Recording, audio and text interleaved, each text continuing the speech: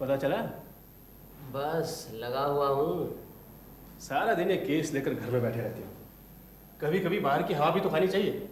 कई दिनों से केस उलझा पड़ा है, बस एक बार सुलझ जाए, इस जालसाज को गिरफ्तार करवा दूं, फिर दार्जिलिंग चलेंगे हवा खाने।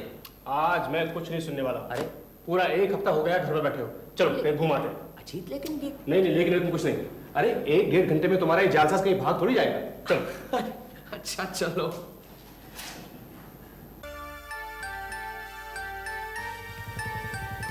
अच्छा हुआ यहाँ घूमने आ गए। अच्छा थैंक यू। काफी हल्का महसूस कर रहा हूँ। उस जालसाज की कलाई आज खुली जाएगी।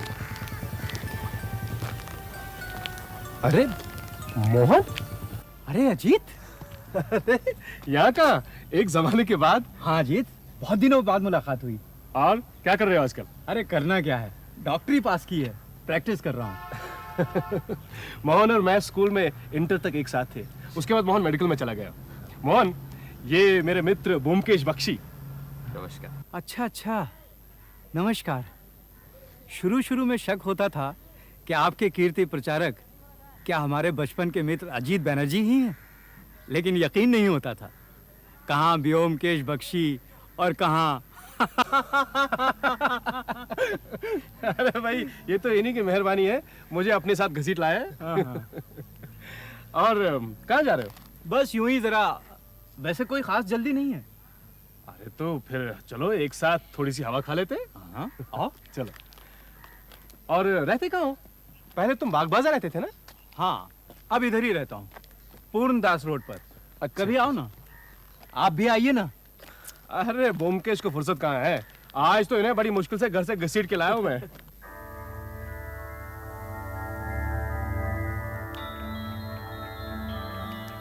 आप कुछ कहना चाहते हैं तो कहिए ना। वो सोचा इतनी छोटी सी बात के लिए आप जैसे व्यस्त आदमी को क्या परेशान करूं। अरे कहो ना, क्या बात है? कम से कम कुछ दिनों के लिए इन्हें उस जालसाज से छुटकारा तो मिल जाएगा। कौन जालसाज? है कोई, लेकिन बहुत परेशान कर रहा है। तुम कहो क्या बात है? मेरी बात सुनकर ब्योमकेश बाबू हंसेंगे। अगर हंसने की बात होगी तो जरूर हंसेंगे। मुझे लगता है आप किसी समस्या को लेकर उलझे हुए हैं, कोई हल ढूंढ रहे हैं जो मिल नहीं रहा। आपने बिल्कुल ठीक कहा। दरअसल मेरे एक मरीज हैं, उन्होंने मुझे इतना परेशान कर रखा है कि क्या बताऊं। मुझे ही क्या, सारे घर वालों को तंग कर रखा है, किसी की कुछ सुनते ही नहीं। मोहन, ऐसा करते हैं, वहां वो बेंच है ना, उस पर बैठते हैं। वहां बैठ के तुम सब कुछ खुल के कहो। आओ ब्योमकेश। हाँ, आप बोलो। यहाँ के एक बहुत बड़े रईस हैं, महीने में करीबन 40,000 की आमदनी है, और भी चारों तरफ बहुत जायदाद है। इसी परिवार के कर्णधार हैं नंद दुलाल बाबू, यानी मेरे मरीज। अब 55 के होंगे, लेकिन देखने में 70 के लगते हैं। जैसे जैसे उम्र बढ़ती जा रही है, वैसे वैसे चिड़चिड़े, बददिमाग, उजड़ और कुरूर होते जा रहे हैं। सच, इतना नीच स्वभाव का आदमी मैंने कभी नहीं देखा। अपनी जवानी में काफ़ी अय्याशी कर चुके हैं, और वही सब कुछ अब इस उम्र में भी करना चाहते हैं, लेकिन शरीर ने जवाब दे दिया है, कुछ कर नहीं पाते। इसलिए सारी दुनिया से नाराज हैं, और अब बिस्तर में पड़े रहते हैं, चलने फिरने की भी ताकत नहीं रही। अभी तक जिंदा कैसे हैं, यही ताज्जुब की बात है।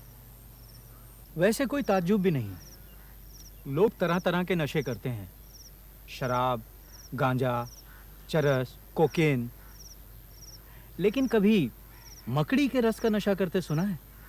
मकड़ी का रस? ये कौन सा नशा है? एक तरह की मकड़ी होती है जिसके शरीर से यह जहरीला रस पीस कर निकाला जाता है। तरंतुला डांस।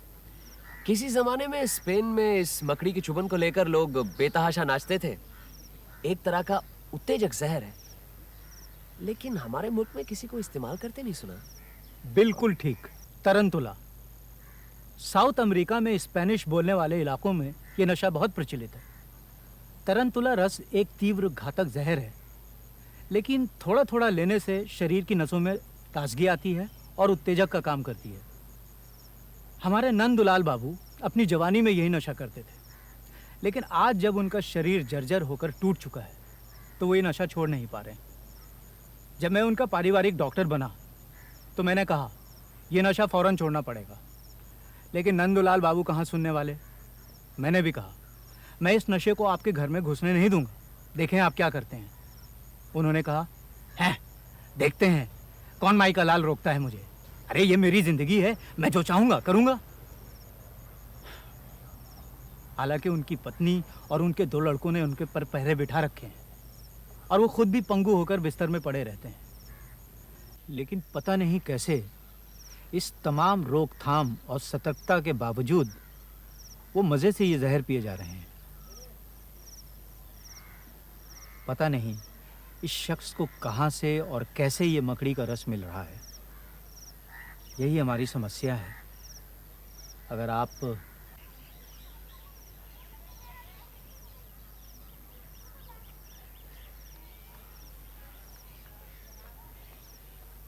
अजीत, चलो घर चलते हैं। एक पॉइंट सूझा है, वो अगर लग जाए तो उस जालसाज का मामला सुलझ सकता है। क्या बात है? मोहन की कहानी ठीक से सुनी भी नहीं। अरे सुनूंगा क्यों नहीं, इंटरेस्टिंग है, कठिन समस्या भी है, लेकिन वो जालसाजी का मामला जब तक सुलझ न जाए तब तक कोई बात नहीं व्योमकेश बाबू, मैं जानता हूं आपको छोटे छोटे केस में उलझाना उचित नहीं है, लेकिन क्या करूं। सोचता हूं कि एक मरीज की मदद करूं तो उसकी जान बच सकती है। कोई भी इंसान, वो कितना भी पापी क्यों ना हो, अगर हमारी आंखों के सामने बूंद बूंद जहर पीकर खुदकुशी कर रहा हो और ये सब जानते हुए भी हम कुछ ना करें, तो इससे ज्यादा अफसोस की बात और क्या हो सकती है। कम से कम मेरे लिए तो है ही। मैंने ये तो नहीं कहा कि मैं केस नहीं लूंगा, लेकिन इसे समझने के लिए कुछ समय भी तो चाहिए। और फिर एक बार नंदुलाल बाबू से मिलना भी बहुत जरूरी है। प्रतिष्ठित आदमी हैं, हम उन्हें इस दुनिया से आसानी से गुजरने नहीं देंगे। आप बेफिक्र रहिए, लेकिन इस समय मेरा घर जाना बहुत जरूरी है। आप इसलिए उन्हें 1-2 दिन और जहर पीने दीजिए, फिर मैं उनकी खबर लेता हूँ। ठीक है, यही सही। आप कब आ सकते हैं बता दीजिए, मैं कार भिजवा दूंगा। अच्छा, एक काम करते हैं, अजीत आपके साथ चला जाता है, वो नंदुलाल बाबू से मिल लेगा, मैं बाद में उससे सब कुछ पूछ लूंगा, फिर बाद में बताता हूं क्या करना है। अजीत आपके बचपन का दोस्त है, इसीलिए शायद आपको लग रहा है कि वो क्या करेगा, लेकिन ऐसी कोई बात नहीं है, आप बेफिक्र रहिए। अजीत मेरे साथ रह रहकर काफी तेज हो गया है, हो सकता है आपकी समस्या का समाधान कर दे और मेरी जरूरत ही ना पड़े। ठीक है, अजीत को ही लिए जाता हूँ, लेकिन अगर अजीत कुछ नहीं कर पाया तो? अरे फिर मैं तो हूं ही ना। अजीत, हाँ, सब कुछ ध्यान से देखना, कहाँ रहते हैं, कौन मिलने आता है, क्या कहता है, सब नोट कर लेना, ठीक है? अब मुझ पर विश्वास किया है तो देखना, कुछ करके दिखाऊंगा। आखिर इतने दिन तुम्हारे साथ रहा हूँ, कुछ तो सीखा ही होगा। अच्छा, अब आप दोनों जाइए, मैं घर पर ही हूँ, इंतजार करूंगा। ठीक है, आओ जी।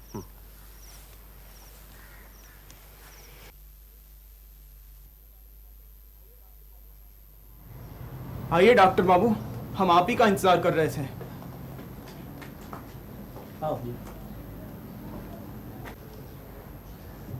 ये मेरे पुराने मित्र हैं, फिलहाल मशहूर डिटेक्टिव व्योमकेश बख्शी के साथी हैं। इन्हें तुम्हारे पिताजी का केस समझाने गया, शायद कोई फायदा हो जाए।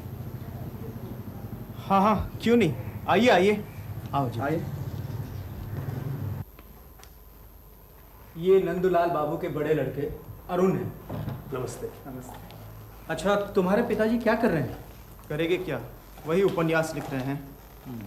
आज फिर लिए? हाँ। अरे कौन है? भागो यहाँ से, मैं लिख रहा हूँ। पिताजी, डॉक्टर बाबू आए हैं। क्यों मेरे पीछे पड़े हो? चले आते मेरी देखभाल करने, बेवकूफ, शांति से काम भी नहीं करने देते। चलो भाई, दरवाजा खोल दे। सब ठीक है ना?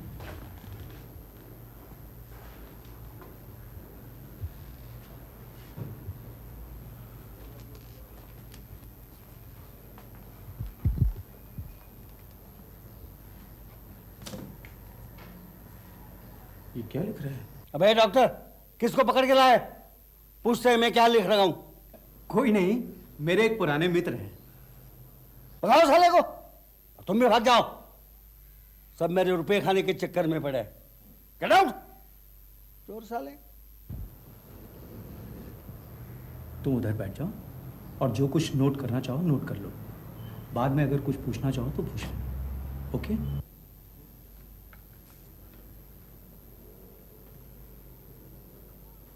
आज फिर नशा कर लिया? हाँ हाँ कर लिया, और भी करूंगा। किसी के बाप का खाता हो क्या?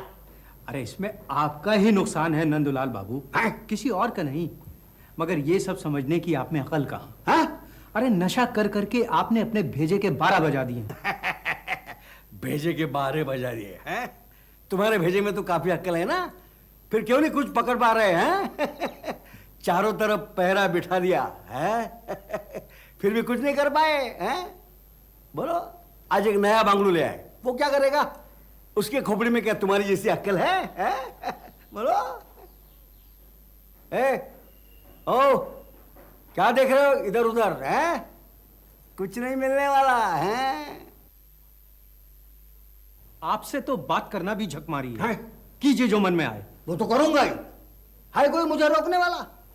2 डॉक्टर आ गए।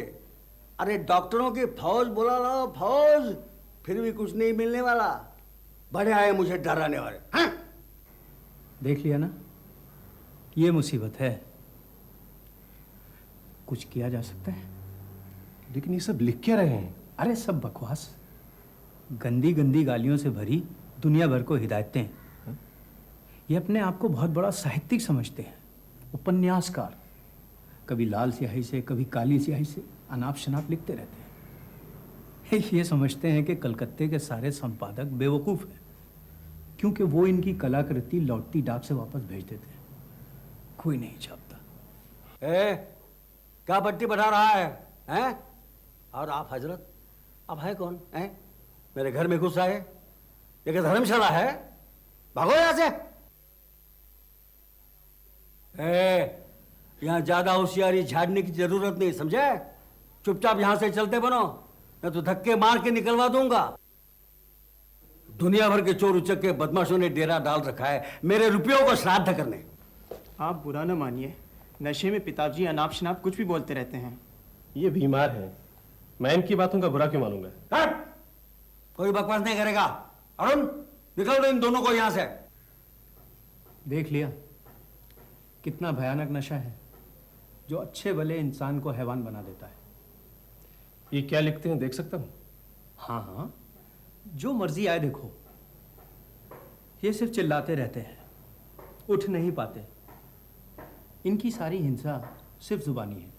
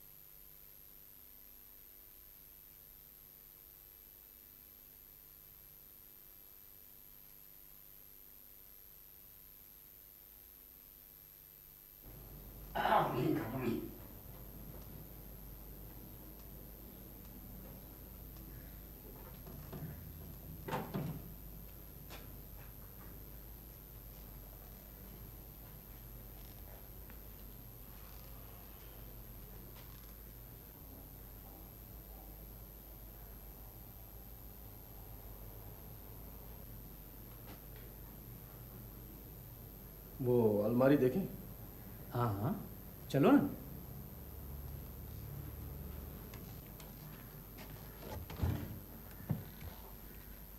ये मेरी दी हुई दवाइयां हैं, लेकिन किसी से कोई फायदा नहीं हुआ। इतनी गंदी गंदी गालियां कैसे लिखते हैं? ये तो अमीर जोला को भी मात करते हैं। अरे रंगीले मिजाज के आदमी थे, अपनी सारी मायूसी लिखाई में ही निकालते हैं। देखो, ये आज आए हैं, नौकर से बोल के इनके लिए खाना बनवा देना। किसी तरह की। सुनो, तुम्हारे पिताजी इसका इस्तेमाल करते हैं? कभी देखा तो नहीं, इस्तेमाल करते तो खुशबू जरूर मिलती। कितने दिनों से हैं यहाँ? सालों से। अबे ओ नए डॉक्टर, चुपचाप वो गुलाबदानी रख दे, तेरे बाप का माल नहीं है।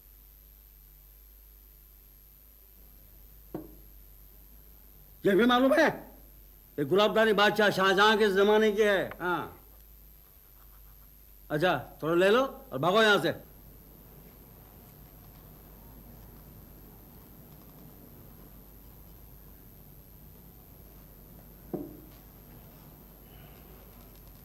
और कुछ देखना है? वो उधर क्या है? बाथरूम, आओ।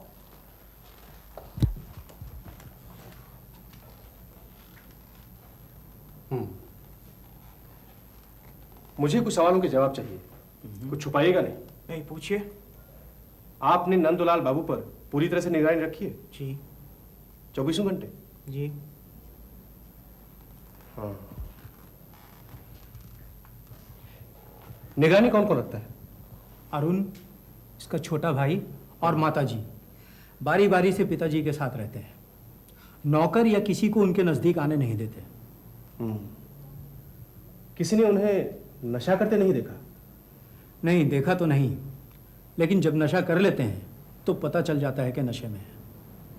लेकिन कब और कैसे नशा करते हैं नहीं मालूम। यही तो मुसीबत है, कब करते हैं और कैसे करते हैं कुछ पता नहीं चलता। पहले सोचा बाथरूम में रखा होगा, वहाँ ले लेते होंगे, लेकिन बाथरूम के कोने कोने की तलाशी ले ली, वहाँ कुछ भी नहीं मिला। और फिर क्या बाथरूम भी अकेले थोड़ी जाते हैं, कोई ना कोई हमेशा साथ ही रहता है। नशे की चीज कैसी है, किसी ने कभी देखा है? पहले जब खुलेआम पीते थे तब देखा था। पानी या शरबत के ग्लास में 2-3 बूंद डालकर पीते थे। उस जैसी कोई चीज घर में है क्या? हमने घर की सारी तलाशी ले ली, कहीं भी कुछ नहीं मिला। फिर उन्हें ये नशा मिलता कैसे है? क्या पता, यही तो मिस्ट्री है। अच्छा, आप तीनों के अलावा इस घर में कोई और आता है? कोई नहीं, डॉक्टर बाबू के अलावा। कभी भी कोई नहीं आता? कभी कभी पोस्टमैन आता है, पिताजी की रजिस्ट्री चिट्ठी आती है। रजिस्ट्री चिट्ठी कहाँ से आती है? कलकत्ते से ही आती है। एक औरत है, रेबेका लाइट, पिताजी की पुरानी जान पहचान है, वही भेजती है। उस रजिस्ट्री चिट्ठी में क्या होता है, कभी देखा है? जरूर देखा है। लिफाफे में 1 या 2 दस्ता सफ़ेद फुलस्केप कागज़ रहता है। जो कागज़ अभी अभी उनके बिस्तर पर बिखरे पड़े थे ना, उसी पर लिखते रहते हैं। 1 या 2 दस्ता? इनके चारों तरफ तो रिम के रिम कागज पड़े रहते हैं। हाँ हाँ, मगर ये रजिस्ट्री हर हफ्ते या 10 दिन में आती रहती है। अच्छा, इस रजिस्ट्री का लिफाफा है आपके पास? वो तो हम फेंक देते हैं, फिर भी देखता हूँ। ये औरत जो ये रजिस्ट्री भेजती है, कभी मिले हो इससे? अरे उनकी पुरानी गर्लफ्रेंड है, उससे क्या मिलना। सभी जानते हैं इन दोनों के बारे में। अब तक रुपया भेजते रहते हैं उसके पास। कैसे? जब चल फिर सकते थे तो खुद जाकर दे आते थे, अब खुलेआम मनी ऑर्डर भेजते हैं। 100 रुपया महीना। बतौर पेंशन? हाँ, यूं ही समझ लो। अच्छा, ये औरत रहती कहाँ है?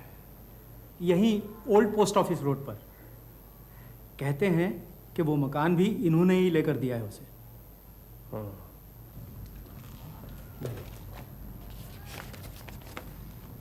Miss Rebecca light. अच्छा, मैं अगर इस औरत से मिलूं तो तुम्हें कोई एतराज तो नहीं? नहीं नहीं, शौक से मिलो, लेकिन ये नशीली चीज़ें वहाँ से नहीं आती हैं, ये हमने पता लगा लिया है। फिर भी अच्छा, तुम्हें पूरा यकीन है कि इस लिफाफे में सफ़ेद कागजों के अलावा और कुछ नहीं होता? चिट्ठी पहले यही खोलते हैं, अच्छी तरह से देख लेते हैं, और फिर वही चिट्ठी खुली हुई पोस्टमैन लेकर अंदर जाता है और रसीद पर दस्तखत करा लेता है। हर बार आप ही खोलते हैं? जी हाँ, हर बार। ये चिट्ठी कब से आती है? तकरीबन पिछले 6 महीने से, या यूं समझ लो जब से इनके पिताजी ने खाट पकड़ी है।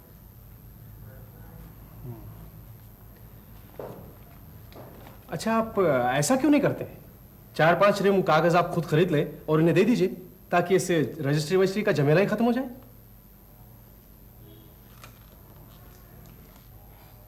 अरुण चला गया शर्म से। वो अपने बाप की बदनामी नहीं सुनना चाहता था। कहा ना, रिबेका उनकी रखेल है। स्वीडन का स्पेशल कागज मंगवाने के बहाने उसे रुपया भेजते हैं, ताकि घर में कोई झमेला ना हो। क्या वाकई में ये कागज स्वीडन का है? क्या मालूम? अच्छा, इस कागज का एक सैंपल मिल सकता है? अरे एक क्या, चाहो तो पूरा रीम ले जाओ। इस घर में अगर किसी चीज की ज्यादती है तो बस इस कागज की। मुझे तो लगता है हर छठे दिन आ जाते हैं ये कागज। और कुछ पूछना चाहते हो? नहीं, फिलहाल तो कुछ नहीं।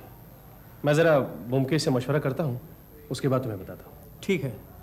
मैं 9 और 12 के बीच यहाँ रहता हूँ। टेलीफोन नंबर लिख लेना, जैसा हो मुझे बताना। ठीक है।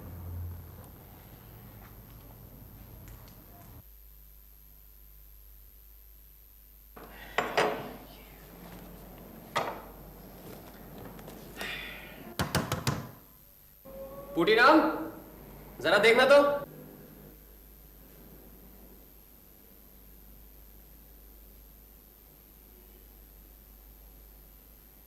क्या कर रहा है? अजीत आया, खोल।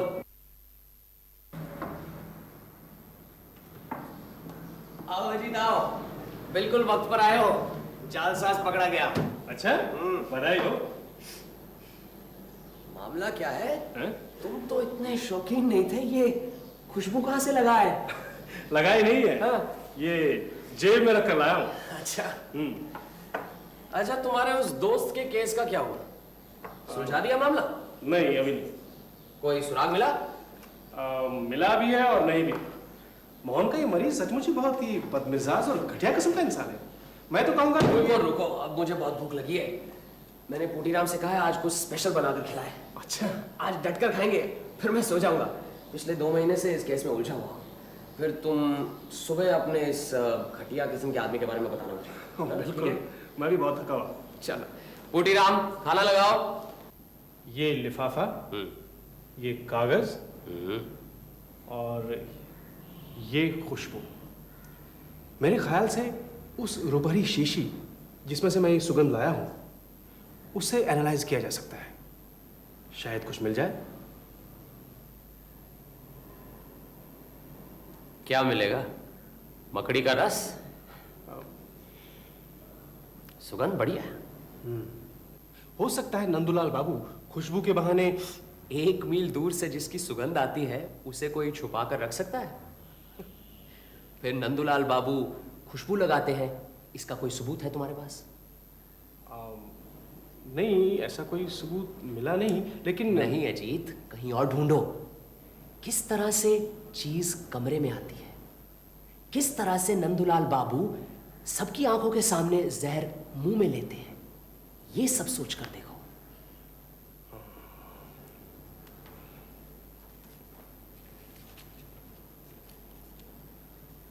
हाँ, क्या कुछ पता चला? मुझे लगता है कि मकड़ी के रस का रहस्य पता चल गया। वेरी गुड, बताओ।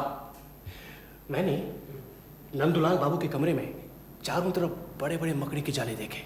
मुझे लगता है कि मकड़ियां वो पकड़ पकड़ कर खाते हैं। You are a genius Ajit बबुआ। दीवार की मकड़ी खाने से कोई नशा नहीं होगा, बल्कि सारे शरीर में फुंसियां निकल आएंगी। ये तो है। हाँ, ये लिफाफा, चलो उस औरत से मिलते हैं। क्या पता वहां से कुछ पता चले। मिल सकते हैं, लेकिन अगर उसे कुछ मालूम भी होगा तो वो बताने वाली नहीं है। उनकी पुरानी दोस्ती है, क्या दोस्ती नहीं निभाएगी?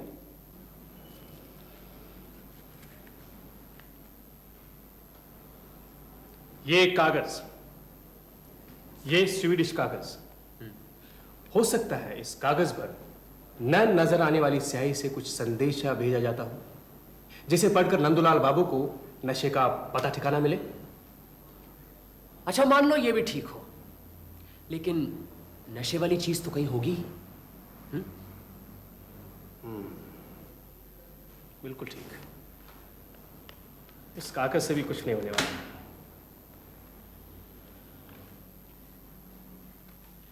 मुझे तो इस कागज से ही साफ पता लग रहा है कि कहां से चीज आती है और कैसे नंदुलाल बाबू नशा करते हैं।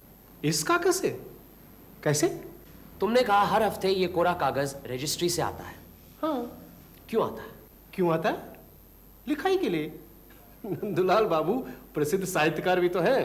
कुछ भी हो, लेकिन सोचने की बात है कि वो कोरा कागज है। अरे तो क्या हुआ, कागज तो कोरा हो गई।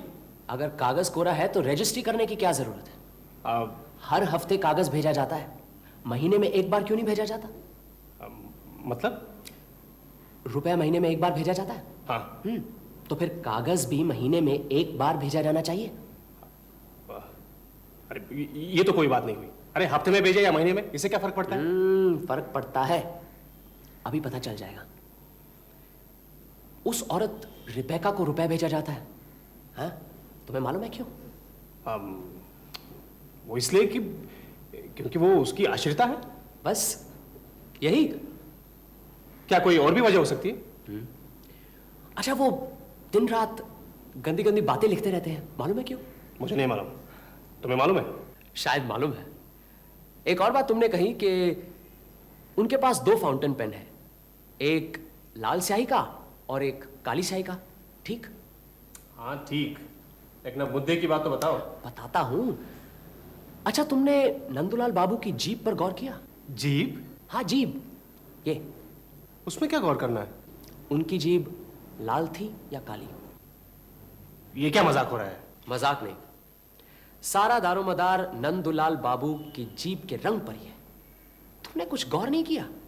जीभ लाल है, पीली है या काली, ये देखने की मैंने जरूरत महसूस नहीं की। तुम्हारे सारे ब्यौरे सुनने के बाद मुझे तो लगता है कि यही जानना सबसे ज्यादा जरूरी है।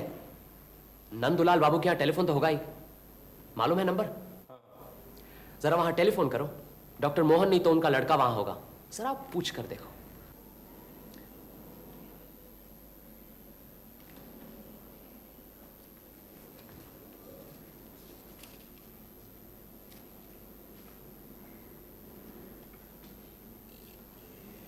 अब जीभ लाल ही सही, पान खाने से जीभ लाल नहीं होगी तो और क्या होगा? हेलो मोहन, मैं अजीत बोल रहा हूँ। हाँ अजीत, बोलो। मैं तुम्हारे ही फोन का इंतजार कर रहा था। लाओ मुझे दो। नमस्कार डॉक्टर मोहन, मैं बोमकेश बोल रहा हूं। हाँ, मुझे यह जानना है कि हमारे नंदुलाल बाबू की जीभ लाल रहती है? हाँ, जीभ। हाँ हाँ, उनकी जीभ हमेशा लाल रहती है। नहीं नहीं, पान बिल्कुल नहीं खाते, लेकिन फिर भी जीभ हमेशा लाल रहती है। कह रहे हैं नंदुलाल बाबू की जीभ हमेशा लाल रहती है और वो पान नहीं खाते। आप ठीक कह रहे हैं? बिल्कुल।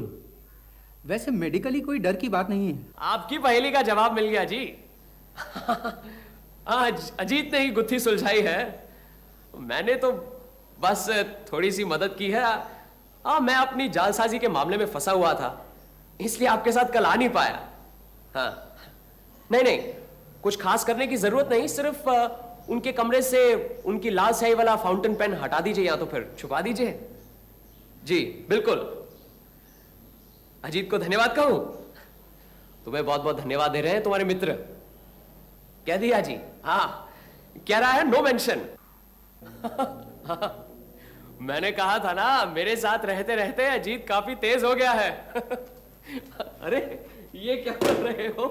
चलो नंदुलाल बाबू के यहाँ जाना है। क्यों? अरे देखोगे नहीं, पकड़े जाने पर चोर क्या धमाल करता है। चलो चलो चलो चलो चलो चलो चलो, जल्दी करो।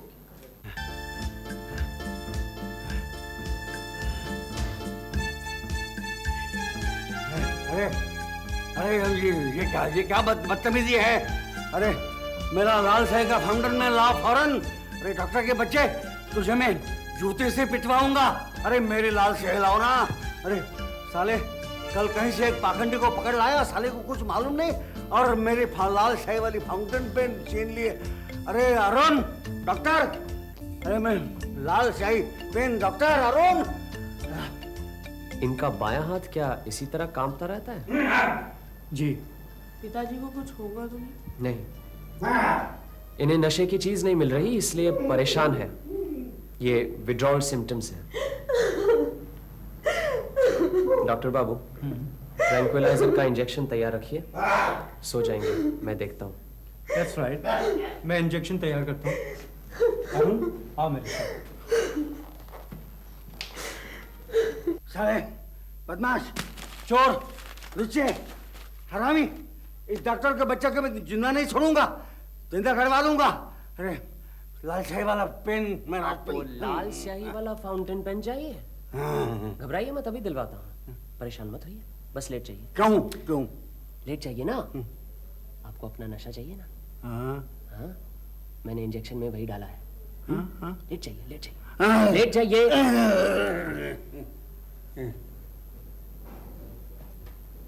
डॉक्टर मोहन,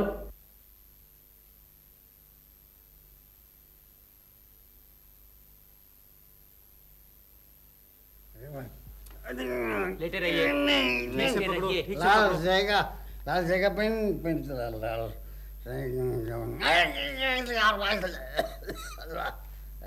लाल जाएगा लाल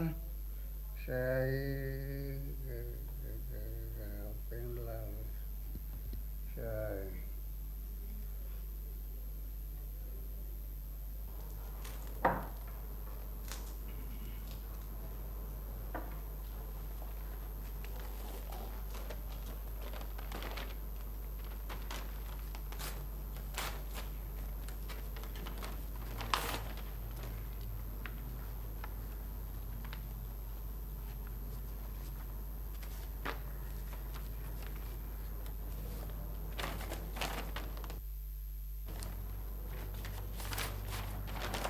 ठीक है, अंदर दे दो।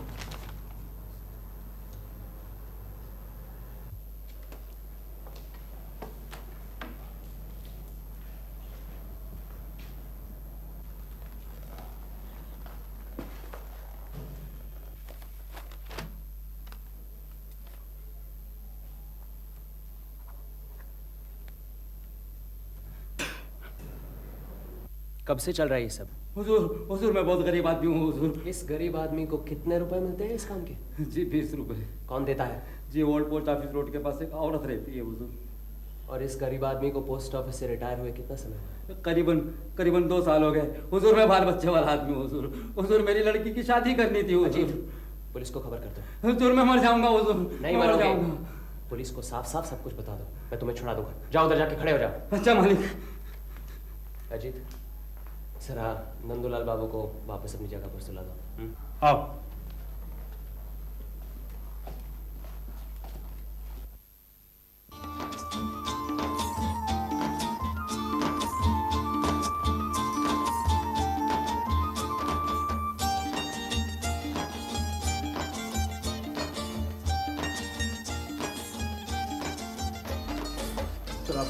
आइए।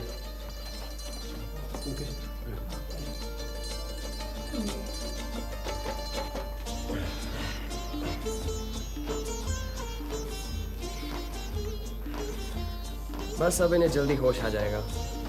अच्छा हुआ पोस्टमैन आज ही आ गया।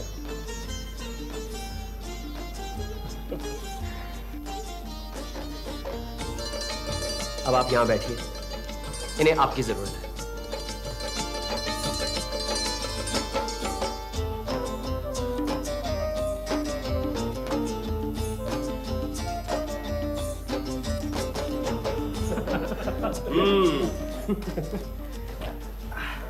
भाई एक बात बताओ, ये सब पता कैसे चला? अजीत, तुम ही बता दो, शुरू से तुम ही लगे हो इस केस में। हाँ बताओ ना। नहीं, तुम ही बताओ, तुम्हारे कहने का स्टाइल अच्छा है ना। बिगड़ते क्यों हो? ठीक है, मैं ही बताता हूँ। सीधी सी बात है, नंदूलाल बाबू के कमरे में 5 आदमी आते हैं। 5 नहीं 4। मैं, माता जी और ये 2 भाई, 4 हुए ना? जी नहीं, 4 नहीं, 5। 5वां आदमी वो रजिस्टर्ड पार्सल लाने वाला पोस्टमैन। अब ये तो साफ जाहिर है कि उन 4 में से किसी ने नंदलाल बाबू को जहर तो नहीं दिया, इसीलिए सारा शक उस 5वें आदमी पर यानी कि पोस्टमैन पर पड़ता है।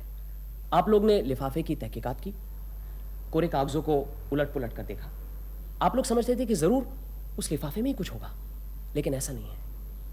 असल में जहर पहुंचाने वाला लिफाफा नहीं, बल्कि उस पोस्टमैन का फाउंटेन पेन था। रजिस्ट्री करके कोरे कागज भेजने का मकसद ही यही था, ताकि वो पोस्टमैन नंदूलाल बाबू के कमरे में दाखिल हो सके। एक और गलतफहमी थी। आप सबको शक था उस औरत पर, जहां रुपए भेजा जाता था बतौर उसके पेंशन के। असल में मनी ऑर्डर भेजा जाता था मकड़ी के रस की कीमत और पोस्टमैन की फीस चुकाने के लिए। और नंदूलाल बाबू को लिखने का कोई शौक नहीं था, वो लिखते थे ताकि उनका नशा उनके पास रहे। जब जी चाहा लिखते लिखते लाल स्याही वाले कलम से थोड़ा सा चूस लिया, बस हो गया नशा। बहुत बहुत धन्यवाद व्योमकेश बाबू। उस दिन अचानक अगर आपसे मुलाकात नहीं होती तो हम तो ये रहस्य कभी नहीं जान पाते। ऐसा ही होता।